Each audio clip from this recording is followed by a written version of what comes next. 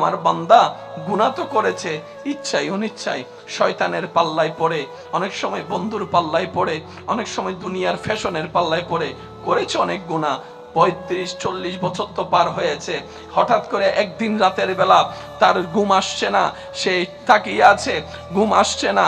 এভাবে রাত গভীর হতে হতে তার কেমন জানি অনুভব হলো, আমি তো আমার রবের নিয়ামত খেয়ে রবের সাথে বেঈমানি অনেক করেছি, আমি তো রবের জমিনে থেকে রবের নাফরমানি অনেক করেছি। এইভাবে অনুশোচনা করতে আছে।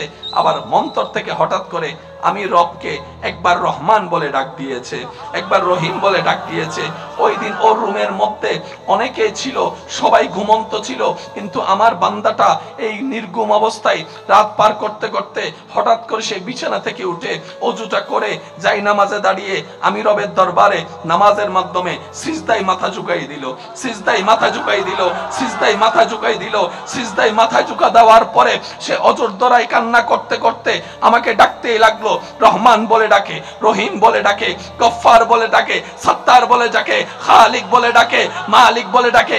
এক পর্যায়ে আমার বান্দা বলে, আল্লাহ গো, তুমি ছাড়া তো আমাকে দয়া করনেওয়ালা কেউ নাই, তুমি ছাড়া তো মাফ করনেওয়ালা কেউ নাই। আল্লাহ, যেই গুনাহ করেছি এই গুনাহ নিয়ে আল্লাহ আমি নিজের কাছে নিজে শর্মিন্দা হয়ে আছি। আমার গুনাহ যদি আমার স্ত্রী জানে আমার সাথে সম্পর্ক রাখবে না, আমার গুনাহ যদি আমার সন্তান জানে আমার সাথে সম্পর্ক রাখবে না। আল্লাহ, তুমি জানার পরও চুপ করে আছো, কাউকে জানতে দাও নাই। কত দয়াবান তুমি, কত সত্তার। বান্দা বলতে আছে, আমার তার ডাকটা শুনতে ভালো লাগছে। সুবহান। আমার বান্দার প্রত্যেকটা ডাক আমার শুনতে ভালো লাগছে, তার কান্নাটা ভালো লাগছে, তার বলাটা এত সুন্দর চমৎকার ছিল, মন থেকে ডাকটা এত প্রিয় ছিল।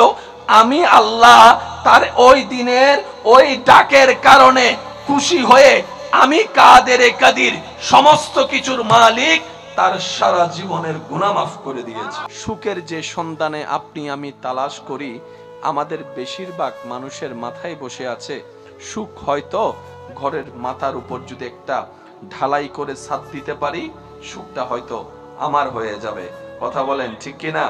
অনেকের ধারণা ছাদ তো দিয়েছি, চতুর্দিকে একটু দেওয়ালটা যদি তুলে দিতে পারি, রুমগুলা যদি একটু বড় করতে পারি, সুখটা হয়তো আমার হবে। এখন এখানের মধ্যে ভিন্নতা আছে। 2 রুমওয়ালা 4 রুমওয়ালাকে দেখে মন খারাপ করে আছে, 4 রুমওয়ালা 3 তলার মানুষের বাসিন্দাকে দেখে মন খারাপ করে আছে। মানুষ যা পায় সেটা নিয়ে শুকরিয়া আমরা করতে জানি না, আমরা সব সময় আরো বেশিটা চাই, বেশিটা চাই। এই বেশি চাইতে চাইতে আমাদের আর সুখী হওয়ার, সুখটা অনুভব করার আর সুযোগ হয় না। কথা বলেন ঠিক কিনা? আল্লাহ তাআলা আমাদেরকে একটা ফর্মুলা দিয়েছেন, বান্দা সুখী যদি হতে চাও সহজ করে দিলাম সুখটা। আল্লাহ কিভাবে? রব বলে যে যাই পাও, যতটুকুই পাও, যেভাবে পাও, হাসি মুখে আলহামদুলিল্লাহ বলতে থাকো, সুখের ব্যবস্থা আমি রব করেই দিব। যদি তোমার 2টা রুম থাকে, তুমি সেখানে বলো আলহামদুলিল্লাহ, কারণ সুখটা এসির বাতাস দিয়ে আসে না, আমি রবের রহমতের নজর দিয়ে আসে। সুবহানাল্লাহর আওয়াজ আর একটু বড় করে বলেন।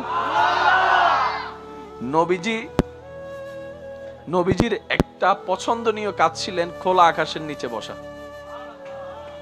আমাদের নবীজির একটা পছন্দনীয় কাজ খোলা আকাশের নিচে বসা। কখনো যদি মন খারাপ হয়, প্র্যাকটিক্যালি করে দেখতে পারেন। খোলা আকাশের দিকে তাকিয়ে থাকবেন, খোলা আকাশের নিচে গিয়ে আপনি আসমানের দিকে কিছুক্ষণ তাকায় থাকলে দেখবেন আপনার এই ভিতরটার সাথে কেমন জানি একটা, আকাশের সাথে আসমানের সাথে কেমন জানি একটা সম্পর্ক হয়ে যাচ্ছে, এরকম অনুভব হওয়া শুরু করবে। এটা গভীরতা যখন যাবে তখন দেখবেন আপনার মন আল্লাহর সাথে কথা বলা শুরু করে দিয়েছে। আমাদের মন অনেক ছোট, দেহটা অনেক ছোট, আমাদের দেহ কি অনেক ছোট, কিন্তু আকাশ, বলেন না আকাশ, কিন্তু আল্লাহ মানুষের অন্তরে এমন একটা মন দিয়েছেন, সিনার মধ্যে এমন একটা মন দিয়েছেন মানুষের, যে সিনার ভিতরে এরকম বড় বড় অনেক আকাশ পর্যন্ত হারিয়ে যাবে। সুবহানাল্লাহ। এই আকাশের চাইতে অনেক গুণ বিশাল আল্লাহ বান্দার মন বানিয়েছে। সুবহানাল্লাহ কি বলা যাবে? পিছন পর্যন্ত আমার আওয়াজ কি ক্লিয়ার শুনছেন? শুনতে পাচ্ছেন? শুনলে হ্যাঁ বলেন, না শুনলে সেটাও দেখাই দেন। শুনতে পাচ্ছেন? যদি শুনতে পারেন একবার বলেন তো দেখি মারহাবা। আরেকবার বলেন মারহাবা। আল্লাহ যাদের কণ্ঠ সুস্থ রেখেছে তারা একটু আওয়াজ দিয়ে সহযোগিতা করবেন, আর যাদের কণ্ঠ আমার মতো ভাঙ্গা চুপ করে বসে থাকলেও চলবে। আল্লাহ আমাদের এই মহাব্বতকে কবুল করুক। নবী রহমতুল্লিল আলামিন প্রায় সময় আকাশের দিকে তাকায় থাকতেন। আকাশের দিকে তাকায় থাকাও সুন্নত। হজের কার্যক্রম যারা করেছেন তারা দেখেছেন, যারা করবেন তারা দেখবেন হজের কার্যক্রমের ভিতর একটা চ্যাপ্টার আছে মুজদালিফা, যেখানে খোলা আকাশকে ছাদ বানিয়ে, জমিনকে বিছানা বানিয়ে, কোটিপতি গরিব, শিক্ষিত আমার মতো মূর্খ, সুন্দর কালা, মোটা চিকুন, 10 তলাওয়ালা টিনওয়ালা, টিনওয়ালা মাটির ঘরওয়ালা, সবাই একসাথে নিচে। ছাদটা হচ্ছে আকাশ, বিছানা হচ্ছে জমিন। কম্পালসারি মুজদালিফায় রাত অতিবাহিত করতেই হবে, করতেই হবে, করতেই হবে। এই দৃশ্যটা যারা ক্যামেরা কিংবা ভিডিওর মাধ্যমে যখন উপর থেকে শুট নেয়, সব সাদা কাপড়ওয়ালা, মনে হয় যেন মুর্দার, যারা কাফন পরা মুর্দার, সব মুর্দার শুয়ে আছে। কাছে গেলে দেখা যায় ওই সাদা কাপড়ওয়ালা একজনে বসে জিকির করছে, একজনে সিজদায় আছে, একজনে হাঁটতে আছে, একজনে রুকুতে আছে। দূর থেকে দেখলে সবাই মরা, কাছ থেকে গেলে সবাই জিন্দা। ইয়া রব, মামলা তো বুঝলাম না। রব বলে আমার নবীর থেকে জিজ্ঞেস করো। এবার নবীর দরবারে গেলাম, নবী বলে কামিয়াব যদি হতে চাও, মুতু কাবলা আন তামুতু, মরার আগে তোমরা মরে যাও। সুবহানাল্লাহ। আজরাইল এসে তোমাদের জান কবজ করার আগেই তোমরা নিজেদেরকে নিজেরা মেরে ফেলো। ইয়া রাসূলুল্লাহ, আমরা যদি আমাদেরকে মেরে ফেলি এটা তো আত্মহত্যা হয়ে যাবে। রাসূল বলে উম্মত রে, তোমাদেরকে সেই মরার কথা আমি বলি নাই তো। ইয়া রাসূলুল্লাহ, কি মরবো, কেমনে মরবো, কিভাবে মারবো সেটা তো বলে দেন। নবী বলে আল্লাহর অপছন্দনীয় যত অভ্যাস তোমার হৃদয়ে লালন করছে, তোমার অন্তরে ধারণে আছে, তোমার অভ্যাসের সাথে সম্পৃক্ত আছে, ওই অভ্যাসগুলাকে তুমি মেরে ফেলো। তোমার অভ্যাসগুলাকে মেরে ফেলো, খারাপ অভ্যাসকে মেরে ফেলো, তোমার অহংকারকে তুমি মেরে ফেলো। সুবহানাল্লাহ। তোমার হিংসাকে তুমি মেরে ফেলো, তোমার লোভকে তুমি মেরে ফেলো, তোমার রাগকে তুমি মেরে ফেলো, তোমার ক্রোধকে তুমি মেরে ফেলো, তোমার জুলুমকে তুমি মেরে ফেলো, তোমার হিংসাকে তুমি মেরে ফেলো, তোমার আমিত্বকে তুমি মেরে ফেলো। এক কথায় মরার আগে মরে যাও। মৃত মানুষ যেরকম অহংকার করতে পারে না, তুমিও জীবন যাপন এমন ভাবে করো তোমার নিঃশ্বাস চলবে কিন্তু তোমার ভিতরের অহংকার মরে যাবে, হিংসা মরে যাবে। ইয়া রাসূলুল্লাহ, তাহলে ফায়দা কি হবে? রাসূল বলে এইভাবে যদি চরিত্রের গঠনটা সুন্দর করতে পারো, তোমার একটা নামাজের সিজদা অন্যদের 1000 সিজদার চাইতেও দামি হয়ে যাবে রবের কাছে। অনেক সময় ছোট্ট কাজ দিয়ে বড় কাজ করা যায়। মাতন নবাজে হাতের সবচাইতে চিকন আঙ্গুল কোনটা? এটা কোন আঙ্গুল হইল চিকন আঙ্গুল? এটার কাজ কি? যখন কান চুলকায় দেন, বৃদ্ধাঙ্গুল দেন, দেন। কানে ছিদ্র বলবে, ঘাটে ঘাট মিলে বড়টা দেন, মাঝখানেরটা দেন, মিলে ওই ছোট্টটা কাজে লাগে।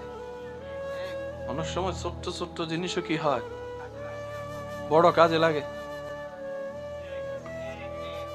ইসলামকে এক কথাই বলি, উলামায়ে কেরামের দোয়া চাচ্ছি, ইসলামের সব কিছু হচ্ছে বেস,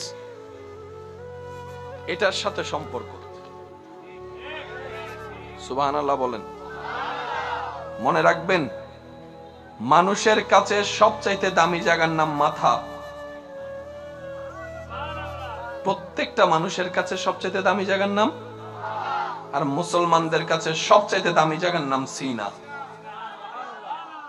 আমি সুবহানাল্লাহর আওয়াজ শুনি নাই। আমার মনে হয় আশেকদের আওয়াজ আরেকটু বাড়তে পারে। মানুষের কাছে সবচাইতে দামি জায়গার নাম, মুসলমানদের কাছে সবচাইতে দামি জায়গার নাম। এই সিনার মধ্যে আছে বিশ্বাস,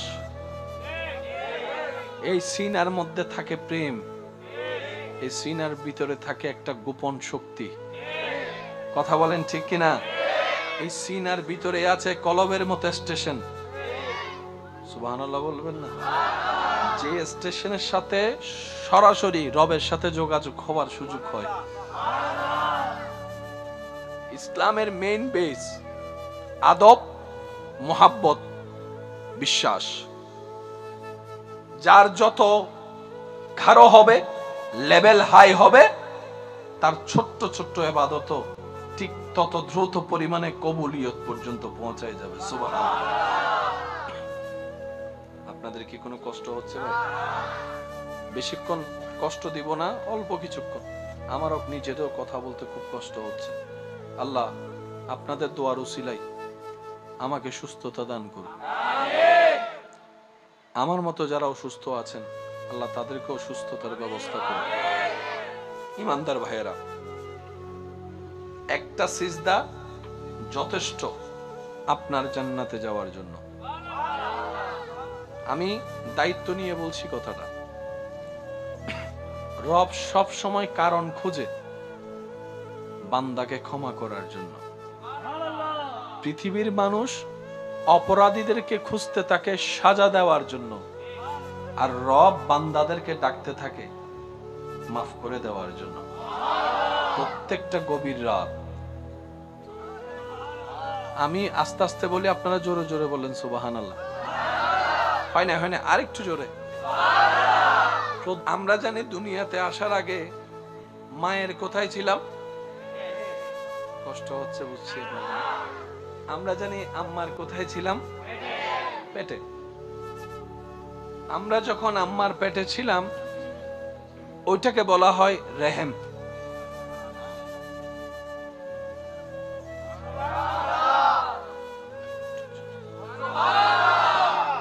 এমনে হচ্ছে বাতান। কিন্তু আমরা যখন ছিলাম, বলেন বলেন, রাহামি। মূল মাদ্দা। আয় হায় হায়। রবের নাম রহমান,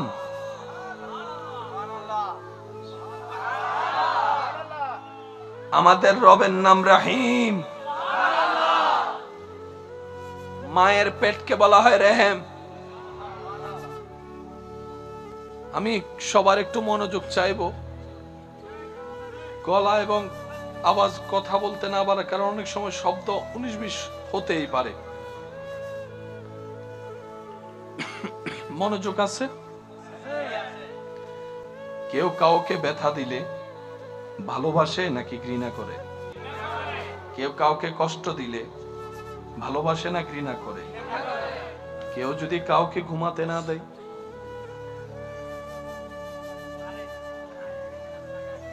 কাঁচা ঘুম যদি কারো ভাঙ্গে, যতই ভালোবাসার মানুষ হোক, কথা বলেন না রে ভাই? মাত্র ঘুমটা চোখটা লেগে আসলো, তখন যদি ভালোবাসার মানুষ যাইয়া যদি আপনাকে ডেকে দেয়, তখন আর ভালোবাসা ভালোবাসা কিচ্ছু নেই, আগে নাক ফুড়ো। এটা হচ্ছে ফিতরাত, নিয়ম। আর এই নিয়মটা কি একজনের জন্য না সবার জন্য?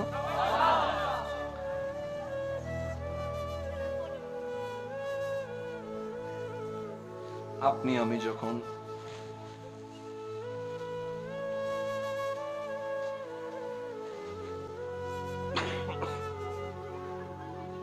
আমি যখন আল্লাহর হুকুমে নিজ নিজ আম্মার পেটে আসলাম। সে আসার লক্ষণ প্রকাশে আমার আম্মা, আপনার আম্মা বমি বমি ভাব অনুভব করতে লাগলো। আর আপনারা জানেন বমি হয়ে গেলে একরকম শান্তি লাগে, যদি বমি না হয় বমি বমি ভাব লাগে। এটার মতো বিরক্তকর সময় আর কিছু হতে পারে না। কিন্তু আমার আপনার পেটে আসার সেই বমির লক্ষণটা সেই দিন আমাদের মায়ের চেহারা মলিন করার চাইতেও বেশি মুখে হাসিটা এনে দিয়েছিল, মুখে হাসিটা এনে দিয়েছিল। আমার মা, আপনার মা আমাদের পেটে, আপনাকে আমাকে, আমার মা আপনার মা পেটের মধ্যে আপনি আমি যাওয়ার পর যখন কনসিভ হলাম, ভালো ভালো খাবারের ঘ্রাণ মায়ের বমি নিয়ে আসছে, কিন্তু মা বিরক্ত হচ্ছে না। মা কেমন জানি মন ভিতর থেকে আনন্দ অনুভব করতে লাগলো। সুবহানাল্লাহ। ইমানদার ভাই একটু মনের কানটা দিয়ে শোনার চেষ্টা করেন। আপনি আমি যখন রবের হুকুমে ধীরে ধীরে বড় হতে লাগলাম, রব্বুল আলামিন আমাদেরকে ভিতরে যখন গঠন দিতে লাগলো, যেভাবে রব চেয়েছেন সেভাবেই আপনি আমি হয়েছি। গঠন যখন বড় হতে লাগলো, আস্তে আস্তে আমাদের মায়ের পেট স্বাভাবিকের চাইতে একটু বড় হওয়া শুরু করলো। এবার হাঁটতে কষ্ট, বসতে কষ্ট, ওয়াশরুমে যাওয়াটা কষ্ট। সেজন্য মনে রাখবেন, যাদের সন্তান পেটে আছেন ওনাদের সবচেয়ে বড় সাপোর্টার হচ্ছে স্বামী। সন্তান যখন পেটে আসে সবচেয়ে বড় দায়িত্ব হচ্ছে যে সন্তানের বাবার, আমার বোনের স্বামীর। স্বামী যখন ওই স্ত্রীর তো সেই মুহূর্তে পাশে থাকে, তখন হাজার ওষুধের চাইতে বড় কাজ হয়ে যায় স্বামীর পাশে থাকা। সুবহানাল্লাহ। এই শরীর নিয়ে মুভমেন্ট করাটা কি কষ্ট একজন মা ভালো জানে। এটা আমরা পুরুষ জাতি দেখতে পারবো, অনুভব করতে কখনো বরাবর পারবো না। সেজন্য স্বামীর উচিত স্ত্রীর এই কঠিন মুহূর্তে যতই ব্যস্ততা থাকুক, দূর থেকে হলো ফোনের মাধ্যমে, কথার মাধ্যমে এমন ভাবে স্ত্রীকে খুশি রাখা।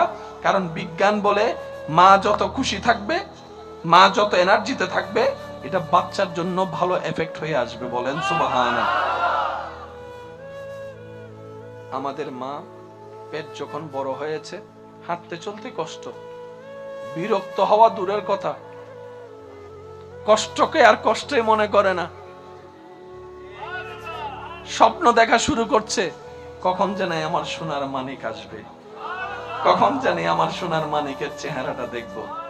এবার আপনার আমার মার সেই পেটে থাকা অবস্থায় ঘরের কাজ তো আর বন্ধ রাখা যায় না। ঘরের বউদের তো দোষ একটু বেশিই হয়। আরাম বলতে তাদের কোনো শব্দই হয় না। সারাদিন কাজ করে রাতের বেলা শুনতে হয়, সারাদিন কি কাজ করলা তুমি। এটাই আমাদের সমাজ। কথা বলেন ঠিক কিনা?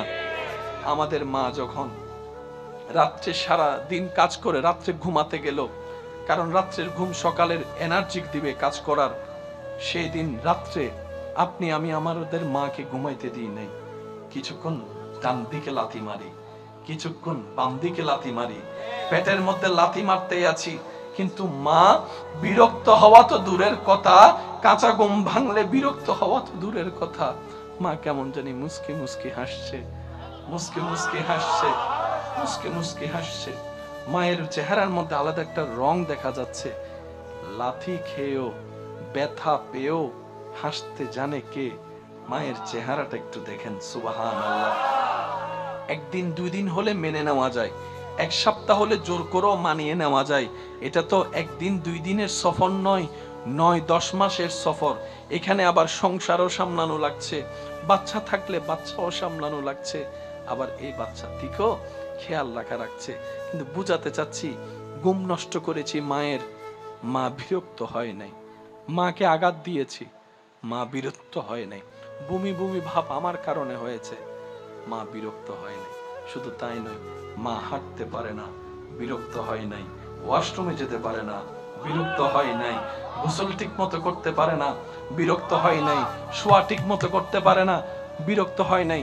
যেতে যেতে লাস্ট মোমেন্ট যখন চলে আসছে, তখন কঠিন মুহূর্ত যখন আসলো, ডাক্তার বলে সিচুয়েশন খুব জটিল, এই দুইজনকে একসাথে বাঁচানো আমাদের পক্ষে সম্ভবপর নয়, হয়তো মাকে বাঁচাতে হবে, না হয় সন্তানকে বাঁচাতে হবে। সবাই চিন্তা করলো কি সিদ্ধান্ত নেওয়া যায়।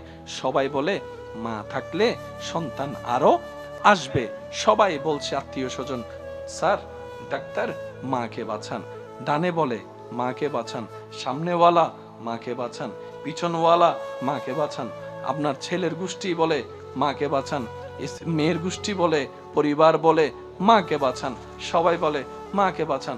ডাক্তার বলে যে একটু মাকেও তো জিজ্ঞেস করি উনি কি বলতে চাই। সবাই বলে মাকে বাঁচান। মা বলে যে ডাক্তার কারো কথা শুনেন না, কারো কথা শুনেন না, আমার সোনার মানিকটাকে বাঁচান, আমার সোনার মানিকটাকে বাঁচান। আমি দেখেছি পৃথিবীর রংটা কেমন, আমার এই আগন্তুক সন্তান এখনো দেখে নাই। সূর্য কাকে বলে, চন্দ্র কিরকম হয় সে দেখে নাই, আমার সন্তানকে বাঁচান। ডাক্তার বলে সবাই তো বলে আপনাকে বাঁচাতে, আপনি যে বললেন সন্তানকে বাঁচাতে, আরে ওরে বাঁচাতে গেলে আপনি তো মরে যাবেন, আপনার কি মরণের ভয় লাগে না? পৃথিবীতে বাঁচতে ইচ্ছা করে না? মা বলে সন্তানকে মেরে ওই জীবন আমার দরকার নাই, ওই বাঁচার দরকার নাই। এবার জগৎ দেখে বলে এই প্রেম তুমি কোত্থেকে পাইলা, এই মায়া তুমি কোত্থেকে পাইলা? তুমিও তো মানুষ, তোমারও তো রাগ থাকার অধিকার আছে, তোমারও তো নিজস্ব একটা ব্যক্তিগত জীবন আছে, ক্ষোভ থাকার অধিকার আছে, বিরক্ত হওয়ার অধিকার আছে। সেই মেয়ে আজকে সবকিছু এত মায়ার উপরে সব বিলীন করে দিলা, ব্যাপার কি? তখন মা বলে যতদিন আমার সন্তান পেটে আসে নাই এটা ছিল শুধু পেট, বাতান বাতান। যখন সন্তান এসেছে এটা আর বাতান নাই, এটা রেহেম হয়ে গিয়েছে, ওই রহমান নামের দয়ার সাথে সম্পৃক্ত হয়ে গিয়েছে। যার কারণে ব্যক্তিগত মানুষ হিসেবে যে ক্ষোভ থাকার দরকার ওই ক্ষোভ আর না হয়ে মায়াটা বেড়ে গিয়েছে, রাগের জায়গায় মায়া বেড়ে গিয়েছে, শাসনের জায়গায় মায়া বেড়ে গিয়েছে। আমার ভাইয়ের আওয়াজ দিয়ে বলেন, একজন মানুষের যখন পৃথিবীতে কোথাও জায়গার থাকা হয় না, কেউ যখন আশ্রয় দেয় না, হাজার দোষ করলে সবাই বের করে দেয়, তখনও রাতের 3টা বাজে যে দরজা খুলে বসে থাকে ওনার নাম কি? আরো জোরে বলেন। আমাদের ভুলের জন্য আমাদের মা সবসময় বকা শুনতে হয়, সবার কম বেশি সবার। বাবারা বকে, ভুল করি আমরা বকা শুনে, মা ফেল করি আমরা বকা শুনে। বলেন না ভাইয়া, বকা শুনে মা ঘর থেকে বের করে দেয়, ঘর থেকে বের করে দেয় কে? রাতে 3টা বাজে দরজা খুলে দেয়।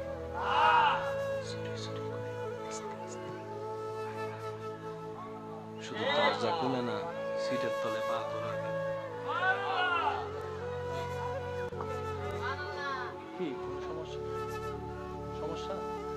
হ্যাঁ, কষ্ট হচ্ছে আপনাদের না? একবার বলেন আলহামদুলিল্লাহ। তো মার ভালোবাসা যখন সন্তান বুঝতে পারছে, ইয়া রব এটা তো অকল্পনীয় ভালোবাসা। এবার রব বলে, বান্দা তোর মায়ের চাইতে 1000 গুণ বেশি আমি রব তোকে ভালোবাসি। এবার বুঝতে পেরেছিস বান্দা কেন আমি বলেছি ইন্নাল্লাহা ইয়াগফিরুয যুনুবা জামিয়া? তওবা করবি একবার, মাফ করে দিব 1000 বছরের গুনাহ, 1000 বছরের গুনাহ, 1000 বছরের গুনাহ। তোর মা তোকে পেটে ধারণ করেছে, আমি আল্লাহ তোকে সৃষ্টি করেছি, সৃষ্টি করেছি, সৃষ্টি করেছি।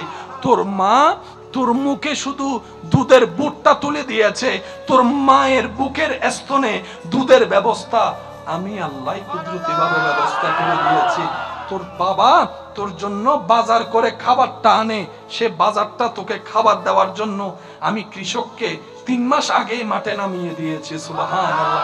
তুই খাবারটা যে খাস, মুখে দিয়ে যে গিলস, হজমের ব্যবস্থাটা তা আমি আল্লাহ করে দিয়েছি। রব বলে যে আমি সবচাইতে বেশি আমার নবীর উম্মতদেরকে ভালোবাসি। যারা নবীর উম্মত তারা আওয়াজ দিয়ে বলেন সুবহানাল্লাহ।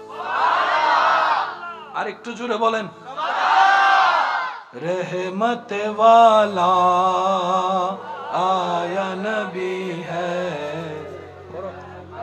वाला आया नबी है, बरकत वाला आया नबी है, धूम मची है,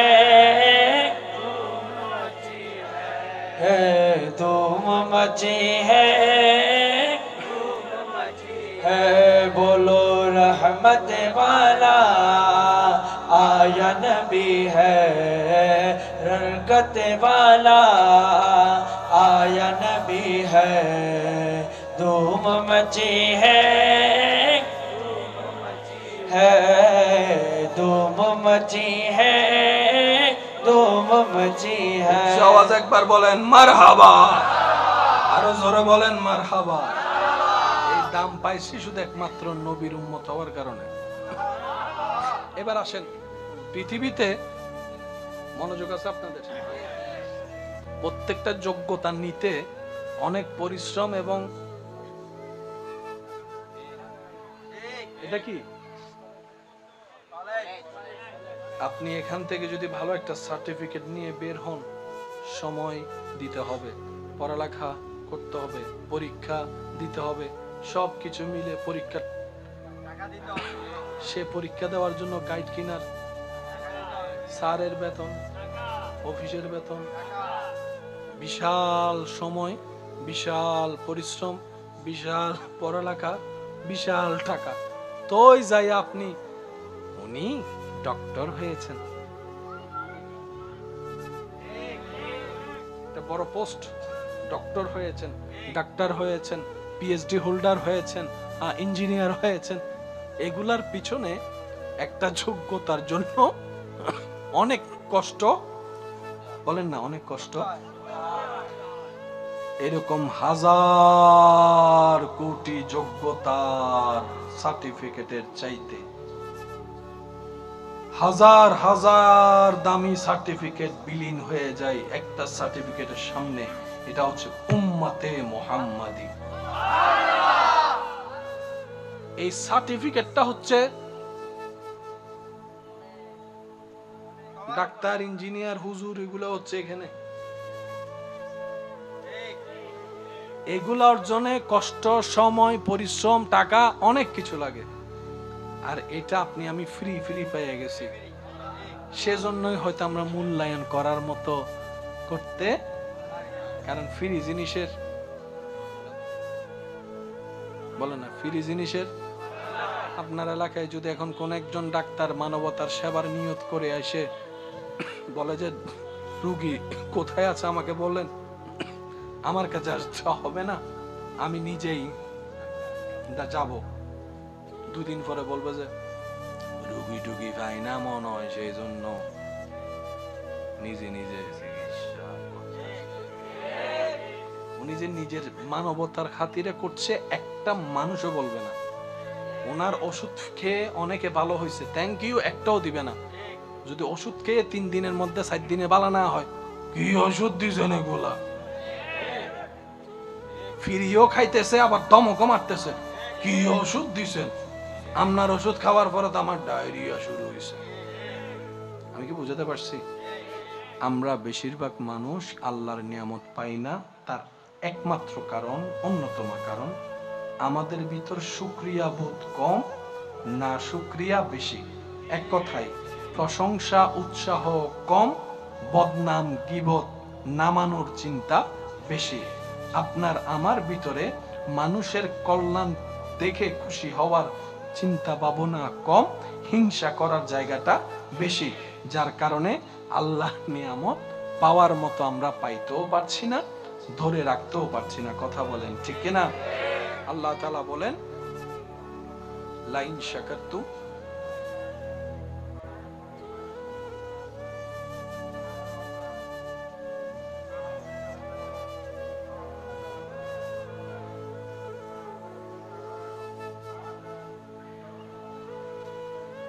ইন্না লিল্লাহি ওয়া ইন্না ইলাইহি রাজিউন।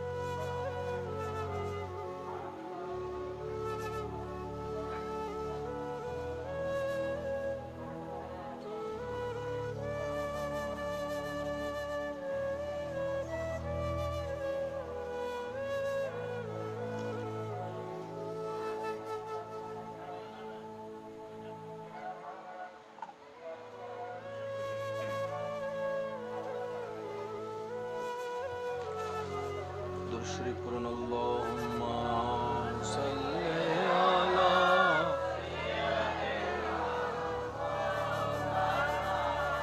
প্রত্যেক দিন গভীর রাত রব ডাকে, কারো কি ক্ষমা লাগবে?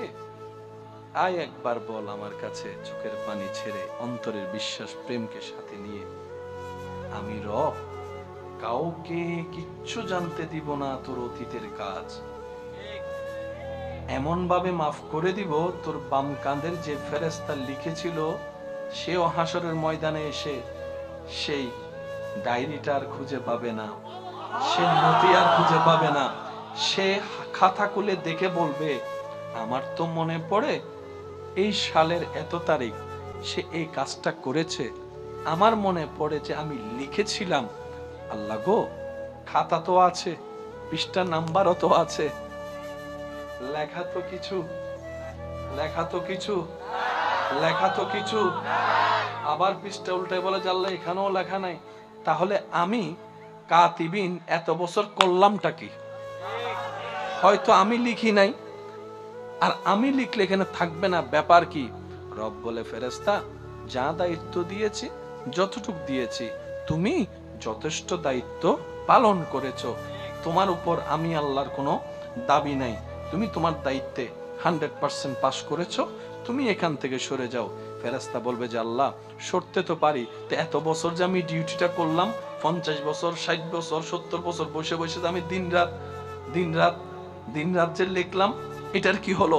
রব বলে যে ফেরেশতা, এইসব বিষয়ে তুমি মাথা ঘামাইও না, এটা আমার এবং আমার বান্দার ব্যাপার, আমার এবং আমার বান্দার ব্যাপার, এটা আমি খালেকের ব্যাপার, আমার মখলুকের ব্যাপার, এটা আমার গুনাহগার বান্দার সাথে আমি গফফারের ব্যাপার, এই অসহায় বান্দার সাথে আমি রহমানের ব্যাপার। ফেরেশতা বলে, আল্লাহ তারপরও তো একটু শুনতে মন চাই, লিখলাম যাহা গেল কোথায়, লিখেছি যাহা গেল কোথায়? রব বলে যে শোনো, তুমি তো জানো না, কিছু তো হয়েছে। ফেরেশতা বলে যে আল্লাহ, সেই কিছুটাই তো শুনতে চাই। এবার রব বলে, মুমিন বান্দাদের জন্য আল্লাহর দেওয়া নিয়ামতের মধ্যে একটা অন্যতম নিয়ামত হচ্ছে, মুমিন বান্দার জানাজায় যারা নামাজ পড়বে আল্লাহ তাআলা সব নামাজিকে মাফ করে দেন। তো কে মুমিন, কে রবের বন্ধু আমরা তো আর চিনিও না, জানিও না, সেজন্য সুযোগ পাইলেই, এটা তো আর 10 ঘন্টার বিষয় না, ঠিক আছে না ভাই? সুন্দর আদবের সাথে যাবেন, আদবের সাথে নামাজ পড়বেন, আদবের সাথে সমস্ত কিছু শেষ করে পারলে জানাজাটা একটু আগায় দিবেন, আর একটু যদি পারেন কবর পর্যন্ত যাবেন, আর একটু যদি পারেন কবরের স্থানে দাফন করাটা একটু সাথে থাকবেন, আর একটু যদি সময় পারেন মাটিটা দেওয়ার চেষ্টা করবেন, আর একটু যদি সময় পারেন একটু জিয়ারতটা করে তার পক্ষ হয়ে রবের কাছে একটু মাপ চাওয়ার চেষ্টা করবেন। যাই করবেন কোনো না কোনো ভাবে আল্লাহ তাআলা তার 10 গুণ আপনার জীবনে ফিরিয়ে দিবেই, এটাই রব্বুল আলামিনের ওয়াদা। বিয়ের সময় দুলা থাকে পিছনে, সামনে থাকে, বলেন না, সামনে থাকে। সাময়িক বিয়ার অনুষ্ঠানে বর থাকে পিছনে, মানুষ থাকে, আর চিরবিদায় বেলায় লাশ থাকে, সবাই থাকে। দুনিয়ার সেই অনুষ্ঠানে যেই দিন যার বিয়ে হয় সেদিনের জন্য চিফ গেস্ট হচ্ছেন উনি।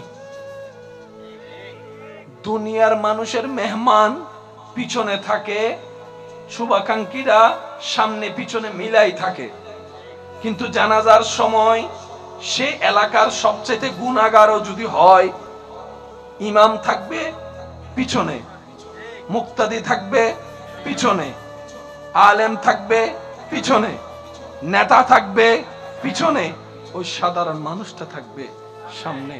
ব্যাপার কি? রব বলে যে সবাই পিছনে যাও, ওনাকে সামনে দাও।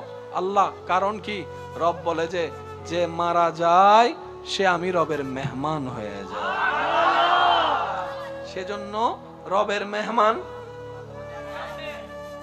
জোরে বলেন না। দুনিয়া দুনিয়ার মেহমান রবের মেহমান। এমন ইজ্জত পৃথিবীতে যাওয়ার বেলায় অন্য কোন ধর্মর ব্যাপার আমরা বলতে চাই না, কিন্তু আমাদের ইসলাম যা দিয়েছেন, সুবহানাল্লাহ বলেন না রে ভাই, এই যাত্রা দেখে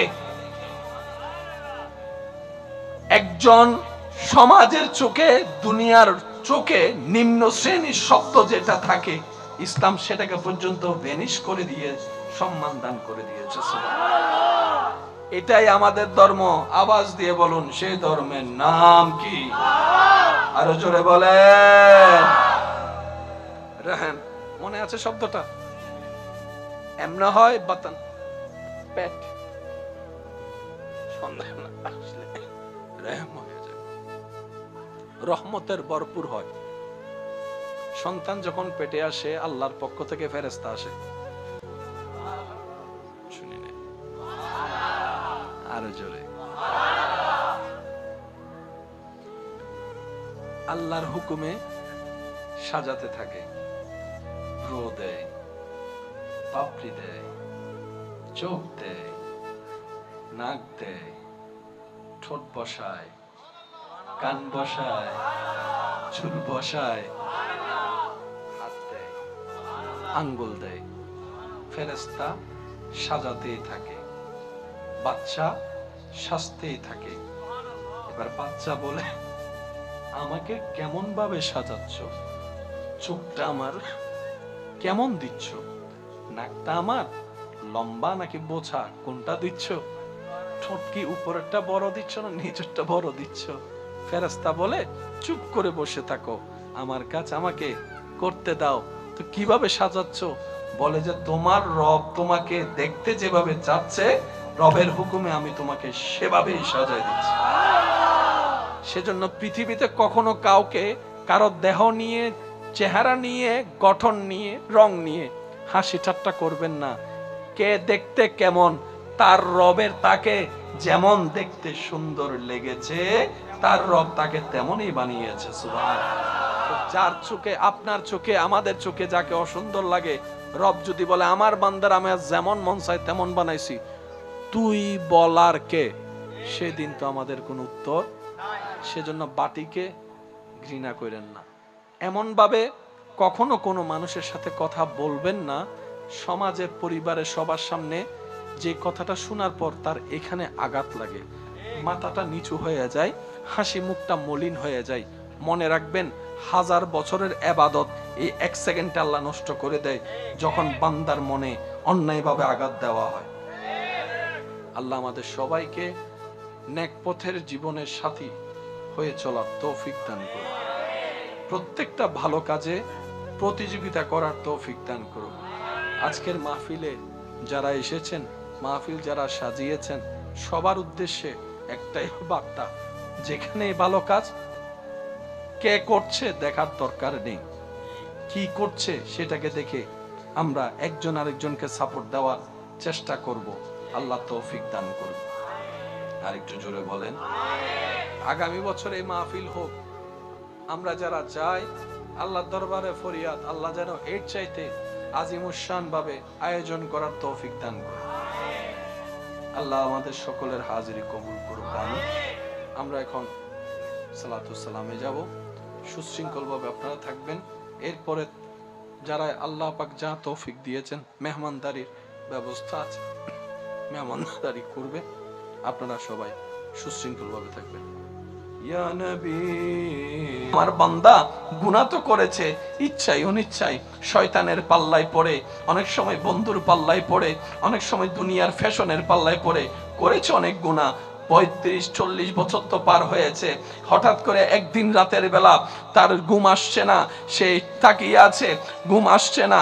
এভাবে রাত গভীর হতে হতে তার কেমন জানি অনুভব হলো, আমি তো আমার রবের নিয়ামত খেয়ে রবের সাথে বেঈমানি অনেক করেছি, আমি তো রবের জমিনে থেকে রবের নাফরমানি অনেক করেছি।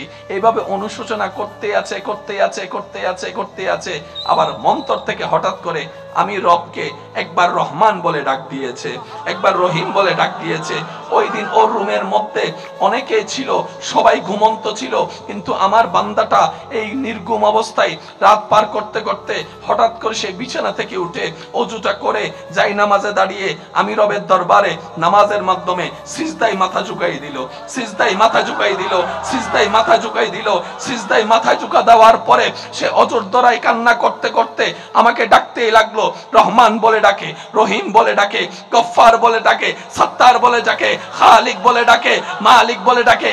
এক পর্যায়ে আমার বান্দা বলে, আল্লাহ গো, তুমি ছাড়া তো আমাকে দয়া করনেওয়ালা কেউ নাই, তুমি ছাড়া তো মাফ করনেওয়ালা কেউ নাই। আল্লাহ, যেই গুনাহ করেছি এই গুনাহ নিয়ে আল্লাহ আমি নিজের কাছে নিজে শর্মিন্দা হয়ে আছি।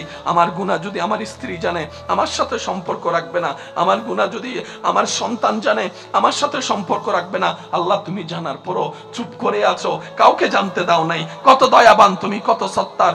বান্দা বলতে আছে, আমার তার ডাকটা শুনতে ভালো লাগছে। সুবহান। আমার বান্দার প্রত্যেকটা ডাক আমার শুনতে ভালো লাগছে, তার কান্নাটা ভালো লাগছে, তার বলাটা এত সুন্দর চমৎকার ছিল, মন থেকে ডাকটা এত প্রিয় ছিল। আমি আল্লাহ তার ওই দিনের ওই ডাকের কারণে খুশি হয়ে আমি কাদের কাদির সমস্ত কিছুর মালিক তার সারা জীবনের গুনাহ মাফ করে দিয়েছে। আল্লাহু আকবার। আরেকটু আওয়াজ দিয়ে বলি আলহামদুলিল্লাহ। রব্বুল আলামিন আমাদের সকলের জীবনের অতীতের কবিরা সগীরা গুনাহকে মাফ করে দিন, আমিন। আমাদের মা বাবা দাদা দাদি নানা নানির গুনাহকে মাফ করে দিন, আমিন।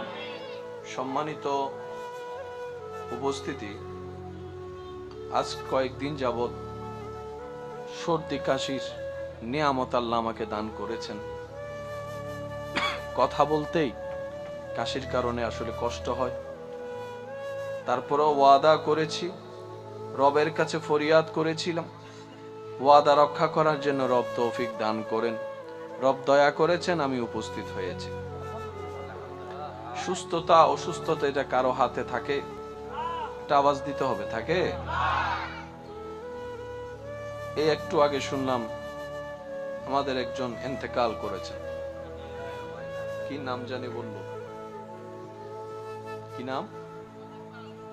ইকবাল সাহেব। আল্লাহ পাক ওনাকে, ওনার সামনের যে প্রত্যেকটা সিচুয়েশনকে আল্লাহ পাক সহজ থেকে সহজ করুন, আমিন। কি আরো জোরে বলা যাবে? উনি মাহফিলে থাকার এরাদা করেছিলেন,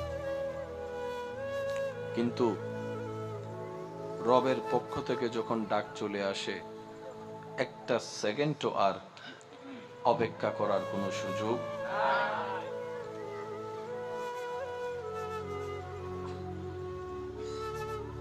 অত্র মাহফিল কমিটি আল্লাহ পাকের রহমতে আপন আপন জায়গা থেকে চেষ্টা করে প্রত্যেক বছরের ন্যায় এই বছরও মাহফিলকে সাজানোর চেষ্টা করেছে। আল্লাহ যতটুকু তৌফিক দিয়েছেন আমরা এসেছি। রব্বুল আলামিন আমাদের সকলের হাজিরিকে কবুল আর মঞ্জুর করুক, আমিন। তো যেহেতু আমি অসুস্থ আছি, আপনাদের কাছে একটু নিবেদন রাখবো, আল্লাহ তাআলা আমাকে যতক্ষণ সময় একটু বলার সুযোগ দিবেন, এই সময়টুকু সবাই একটু মনের কান দিয়ে শোনার চেষ্টা করবেন। সবাই বলি ইনশাআল্লাহ। আর আমাকে একটু আওয়াজ দিয়ে সহযোগিতা করতে হবে। যারা যারা করতে রাজি আছে একবার বলেন মারহাবা। ফ্যানটা একটু ওদিকে ঘুরে দেন।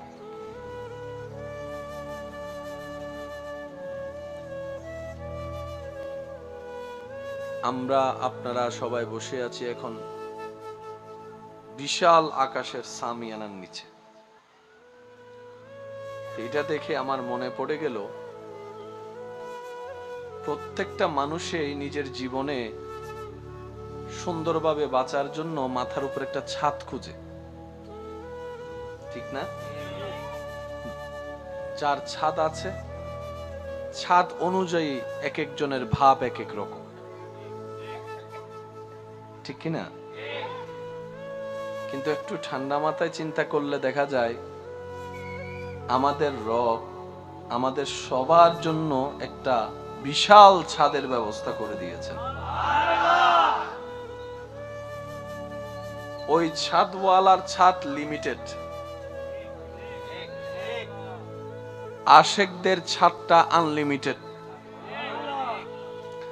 ধনীদের ছাদ নির্দিষ্ট সীমায় সীমাবদ্ধ, গরিবদের ছাদ সারা পৃথিবী জুড়ে আছে। কারো থাকার জায়গা নির্দিষ্ট, আর যারা গরিব অসহায় আমাদের মতো, যেখানে রাত সেখানে গাইত। কিন্তু বাস্তবতা খুঁজলে দেখা যায় এসির রুমে থাকা ঘুমন্ত ব্যক্তির চাইতো অনেক গুণ বেশি প্রশান্তির ঘুম এই খোলা আকাশের ছাদের নিচে থাকা আল্লাহর বান্দা যারা আছেন তাদের ঘুমটাই একটু বেশি শান্তির হয়। ছাদের নিচে যারা থাকে রোদের কোনো ভয় নাই, বৃষ্টির কোনো চিন্তা, কিন্তু যারা খোলা আকাশের নিচে থাকে তাদের রোদকেও সাফার করতে হয়, বৃষ্টির সাথেও মোলাকাত করতে হয়, আবার মাঝে মধ্যে দমকা হাওয়া বিজলির সাথেও তাদের একটু সাক্ষাৎ হয়ে যায়। কিন্তু বাস্তবতার জীবনে আমরা জানি দুনিয়াতে আসার আগে মায়ের কোথায় ছিলাম? কষ্ট হচ্ছে বুঝছি। আমরা জানি আম্মার কোথায় ছিলাম? পেটে। আমরা যখন আম্মার পেটে ছিলাম ওইটাকে বলা হয় রেহেম।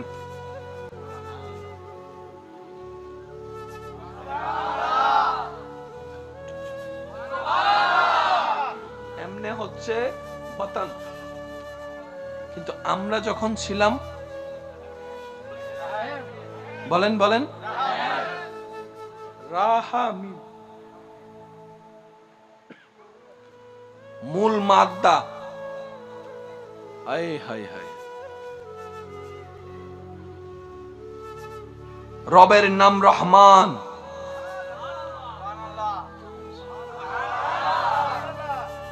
আমাদের রবের নাম রহিম। মায়ের পেটকে বলা হয় রেহেম। আমি সবার একটু মনোযোগ চাইবো, গলা এবং আওয়াজ কথা বলতে না পারে, কারণ অনেক সময় শব্দ 19-20 হতেই পারে। মনোযোগ আছে? কেউ কাউকে ব্যথা দিলে ভালোবাসে নাকি ঘৃণা করে?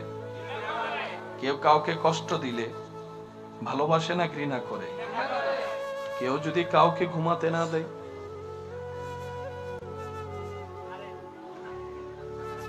কাঁচা ঘুম যদি কারো ভাঙ্গে, যতই ভালোবাসার মানুষ হোক,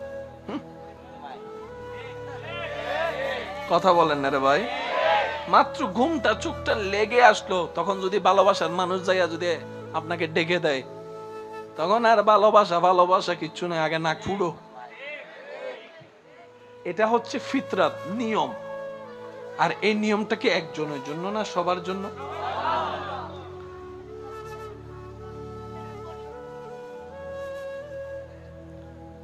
আপনি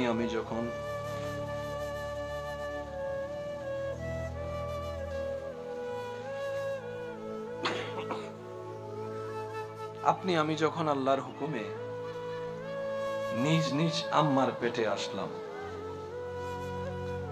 সে আসার লক্ষণ প্রকাশে আমার আম্মা, আপনার আম্মা বমি বমি ভাব অনুভব করতে লাগলো। আর আপনারা জানেন বমি হয়ে গেলে একরকম শান্তি লাগে, যদি বমি না হয় বমি বমি ভাব লাগে। এটার মতো বিরক্তকর সময় আর কিছু হতে পারে না। কিন্তু আমার আপনার পেটে আসার সেই বমির লক্ষণটা সেই দিন আমাদের মায়ের চেহারা মলিন করার চাইতেও বেশি মুখে হাসিটা এনে দিয়েছিল, মুখে হাসিটা এনে দিয়েছিল। আমার মা, আপনার মা আমাদের পেটে, আপনাকে আমাকে, আমার মা আপনার মা পেটের মধ্যে আপনি আমি যাওয়ার পর যখন কনসিভ হলাম, ভালো ভালো খাবারের ঘ্রাণ মায়ের বমি নিয়ে আসছে, কিন্তু মা বিরক্ত হচ্ছে না। মা কেমন জানি মন ভিতর থেকে আনন্দ অনুভব করতে লাগলো। সুবহানাল্লাহ। ইমানদার ভাই একটু মনের কানটা দিয়ে শোনার চেষ্টা করেন।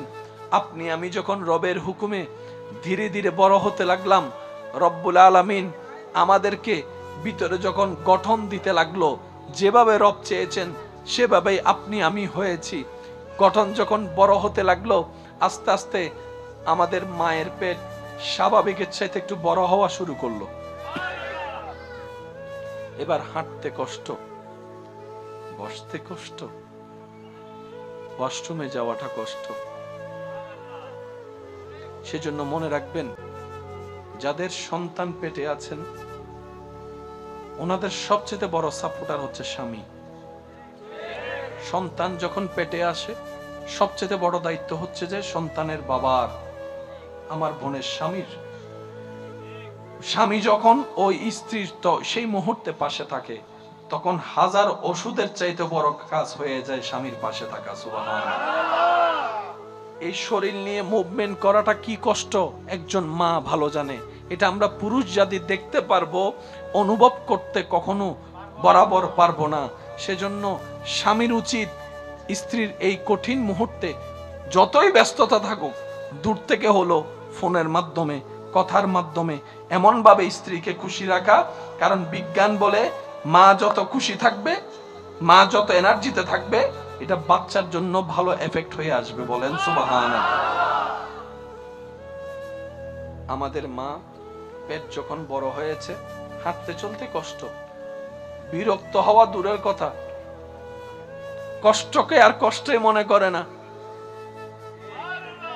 স্বপ্ন দেখা শুরু করছে, কখন জানি আমার সোনার মানিক আসবে, কখন জানি আমার সোনার মানিকের চেহারাটা দেখব। এবার আপনার আমার মার সেই পেটে থাকা অবস্থায় ঘরের কাজ তো আর বন্ধ রাখা যায় না। ঘরের বউদের তো দোষ একটু বেশিই হয়। আরাম বলতে তাদের কোনো শব্দই হয় না। সারাদিন কাজ করে রাতের বেলা শুনতে হয়, সারাদিন কি কাজ করলা তুমি। এটাই আমাদের সমাজ। কথা বলেন ঠিক কিনা? আমাদের মা যখন রাত্রে সারা দিন কাজ করে রাত্রে ঘুমাতে গেল, কারণ রাত্রের ঘুম সকালের এনার্জি দিবে কাজ করার, সেই দিন রাত্রে আপনি আমি আমাদের মাকে ঘুমাইতে দিই নাই। কিছুক্ষণ ডান দিকে লাথি মারি, কিছুক্ষণ বাম দিকে লাথি মারি, পেটের মধ্যে লাথি মারতেই আছি। কিন্তু মা বিরক্ত হওয়া তো দূরের কথা, কাঁচা ঘুম ভাঙলে বিরক্ত হওয়া তো দূরের কথা। মা কেমন জানি মুস্কি মুস্কি হাসছে, মুস্কি মুস্কি হাসছে, মুস্কি মুস্কি হাসছে। মায়ের চেহারার মধ্যে আলাদা একটা রং দেখা যাচ্ছে। লাথি খেয়েও, ব্যথা পেয়েও হাসতে জানে কে? মায়ের চেহারাটা একটু দেখেন। সুবহানাল্লাহ। একদিন দুই দিন হলে মেনে নেওয়া যায়, এক সপ্তাহ হলে জোর করেও মানিয়ে নেওয়া যায়। এটা তো একদিন দুই দিনের সফর নয়, 9-10 মাসের সফর। এখানে আবার সংসারও সামলানো লাগছে, বাচ্চা থাকলে বাচ্চাও সামলানো লাগছে, আবার এই বাচ্চার দিকেও খেয়াল রাখা রাখছে। কিন্তু বুঝাতে চাচ্ছি, ঘুম নষ্ট করেছি মায়ের, মা বিরক্ত হয় নাই। মাকে আঘাত দিয়েছি, মা বিরক্ত হয় নাই। বমি বমি ভাব আমার কারণে হয়েছে, মা বিরক্ত হয় নাই। শুধু তাই নয়, মা হাঁটতে পারে না, বিরক্ত হয় নাই। ওয়াশরুমে যেতে পারে না, বিরক্ত হয় নাই। গোসল ঠিক মতো করতে পারে না, বিরক্ত হয় নাই। শোয়া ঠিক মতো করতে পারে না, বিরক্ত হয় নাই। যেতে যেতে লাস্ট মোমেন্ট যখন চলে আসছে, তখন কঠিন মুহূর্ত যখন আসলো, ডাক্তার বলে সিচুয়েশন খুব জটিল, এই দুইজনকে একসাথে বাঁচানো আমাদের পক্ষে সম্ভবপর নয়। হয়তো মাকে বাঁচাতে হবে, না হয় সন্তানকে বাঁচাতে হবে। সবাই চিন্তা করলো কি সিদ্ধান্ত নেওয়া যায়। সবাই বলে মা থাকলে সন্তান আরো আসবে। সবাই বলছে আত্মীয় স্বজন, স্যার ডাক্তার মাকে বাঁচান। ডানে বলে মাকে বাঁচান, সামনেওয়ালা মাকে বাঁচান, পিছনওয়ালা মাকে বাঁচান। আপনার ছেলের গোষ্ঠী বলে মাকে বাঁচান, মেয়ের গোষ্ঠী বলে, পরিবার বলে মাকে বাঁচান, সবাই বলে মাকে বাঁচান। ডাক্তার বলে যে একটু মাকেও তো জিজ্ঞেস করি উনি কি বলতে চায়। সবাই বলে মাকে বাঁচান। মা বলে যে ডাক্তার কারো কথা শুনেন না, কারো কথা শুনেন না, আমার সোনার মানিকটাকে বাঁচান, আমার সোনার মানিকটাকে বাঁচান। আমি দেখেছি পৃথিবীর রংটা কেমন, আমার এই আগন্তুক সন্তান এখনো দেখে নাই। সূর্য কাকে বলে, চন্দ্র কিরকম হয় সে দেখে নাই, আমার সন্তানকে বাঁচান। ডাক্তার বলে সবাই তো বলে আপনাকে বাঁচাতে। আপনি যে বললেন সন্তানকে বাঁচাতে, আরে ওরে বাঁচাতে গেলে আপনি তো মরে যাবেন, আপনার কি মরণের ভয় লাগে না? পৃথিবীতে বাঁচতে ইচ্ছা করে না? মা বলে সন্তানকে মেরে ওই জীবন আমার দরকার নাই, ওই বাঁচার দরকার নাই। এবার জগৎ দেখে বলে এই প্রেম তুমি কুত্থেকে পাইলা, এই মায়া তুমি কুত্থেকে পাইলা? তুমিও তো মানুষ, তোমারও তো রাগ থাকার অধিকার আছে, তোমারও তো নিজস্ব একটা ব্যক্তিগত জীবন আছে, ক্ষোভ থাকার অধিকার আছে, বিরক্ত হওয়ার অধিকার আছে। সেই মেয়ে আজকে সবকিছু এত মায়ার উপরে সব বিলীন করে দিলা, ব্যাপার কি? তখন মা বলে যতদিন আমার সন্তান পেটে আসে নাই এটা ছিল শুধু পেট, বাতান বাতান। যখন সন্তান এসেছে এটা আর বাতান নাই, এটা রেহেম হয়ে গিয়েছে, ওই রহমান নামের দয়ার সাথে সম্পৃক্ত হয়ে গিয়েছে। যার কারণে ব্যক্তিগত মানুষ হিসেবে যে খুব থাকার দরকার ওই খুব আর না হয়ে মায়াটা বেড়ে গিয়েছে, রাগের জায়গায় মায়া বেড়ে গিয়েছে, শাসনের জায়গায় মায়া বেড়ে গিয়েছে। আমার ভাইয়ের আওয়াজ দিয়ে বলেন, একজন মানুষের যখন পৃথিবীতে কোথাও জায়গার থাকা হয় না, কেউ যখন আশ্রয় দেয় না, হাজার দোষ করলে সবাই বের করে দেয়, তখনও রাতের 3টা বাজে যে দরজা খুলে বসে থাকে ওনার নাম কি? আরো জোরে বলেন। আমাদের ভুলের জন্য আমাদের মা সবসময় বকা শুনতে হয়, সবার, কম বেশি সবার। বাবারা বকে, ভুল করি আমরা, বকা শুনে মা, ফেল করি আমরা, বকা শুনে, বলেন না ভাইয়া, বকা শুনে মা। ঘর থেকে বের করে দেয়, ঘর থেকে বের করে দেয় কে? রাতে 3টা বাজে দরজা খুলে দেয়।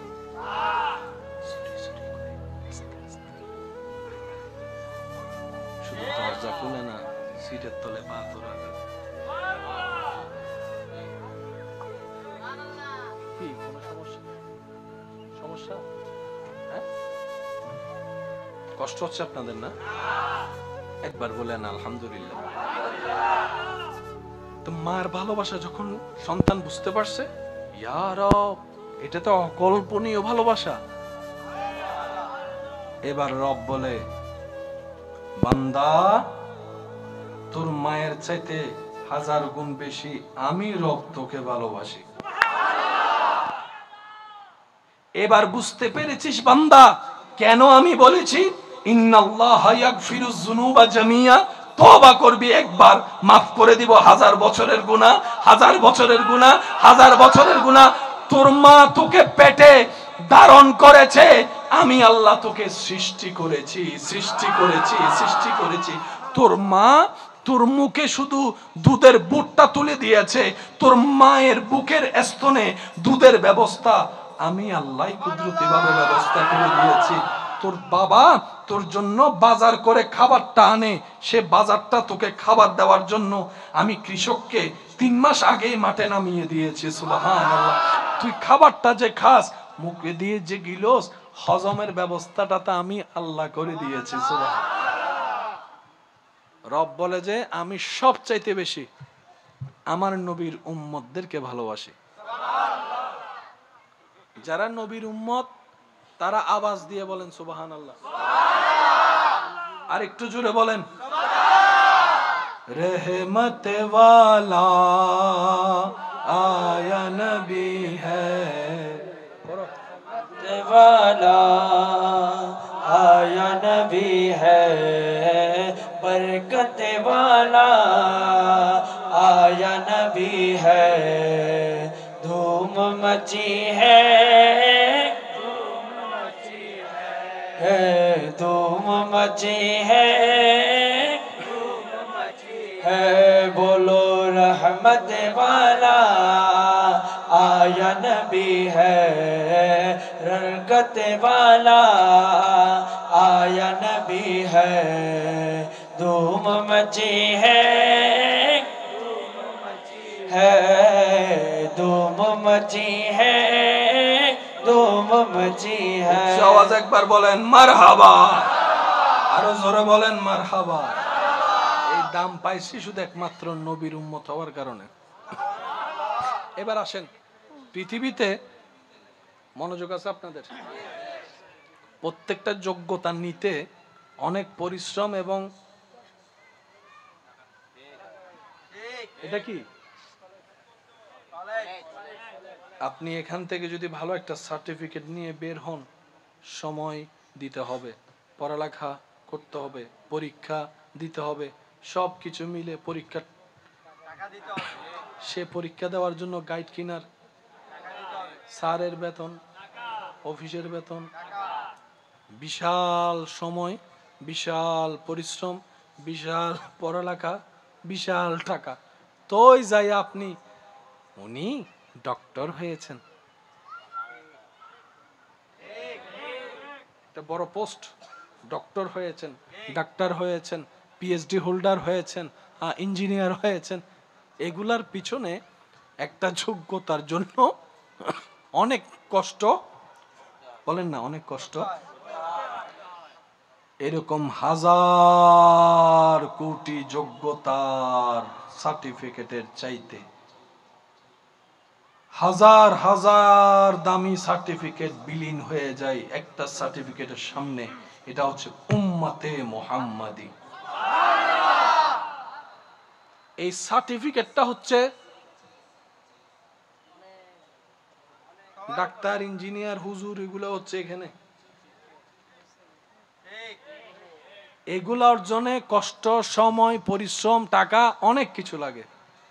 আর এটা আপনি আমি ফ্রি ফ্রি পেয়ে গেছি, সেজন্যই হয়তো আমরা মূল্যায়ন করার মতো করতে, কারণ ফ্রি জিনিসের, বলে না ফ্রি জিনিসের। আপনার এলাকায় যদি এখন কোন একজন ডাক্তার মানবতার সেবার নিয়ত করে এসে বলে যে রুগী কোথায় আছে আমাকে বললেন, আমার কাছে আসতে হবে না, আমি নিজেই যাব, 2 দিন পরে বলবে যে রুগী টুগি পাই না মনে হয়, সেই জন্য নিজে নিজে চিকিৎসা করতে। উনি যে নিজের মানবতার খাতিরে করছে একটা মানুষও বলবে না। ওনার ওষুধ খেয়ে অনেকে ভালো হয়েছে, থ্যাংক ইউ একটাও দিবে না। যদি ওষুধ খেয়ে 3 দিনের মধ্যে 4 দিনে ভালো না হয়, কি ওষুধ দিছেন এগুলা, ফিরিও খাইতেছে আবার দমকও মারতেছে, কি ওষুধ দিছেন, আপনার ওষুধ খাওয়ার পরে তো আমার ডায়রিয়া শুরু হয়েছে। আমি কি বুঝাতে পারছি? আমরা বেশিরভাগ মানুষ আল্লাহর নিয়ামত পাই না, তার একমাত্র কারণ, অন্যতম কারণ, আমাদের ভিতর শুকরিয়া বোধ কম, না শুকরিয়া বেশি। এক কথায় প্রশংসা উৎসাহ কম, বদনাম গীবত নামানোর চিন্তা বেশি। আপনার আমার ভিতরে মানুষের কল্যাণ দেখে খুশি হওয়ার চিন্তা ভাবনা কম, হিংসা করার জায়গাটা বেশি, যার কারণে আল্লাহ নিয়ামত পাওয়ার মতো আমরা পাইতেও পারছি না, ধরে রাখতেও পারছি না। কথা বলেন ঠিক কিনা? আল্লাহ তাআলা বলেন লাইন শাকারতুম,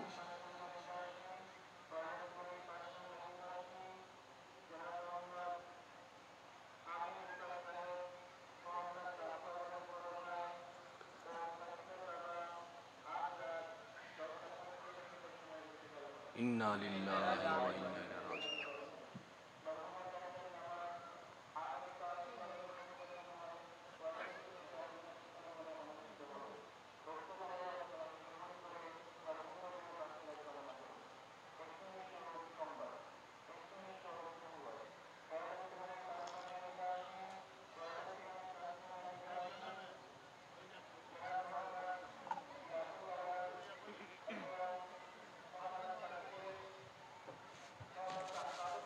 দুরূদ শরীফ পড়ুন, আল্লাহুম্মা সাল্লি আলা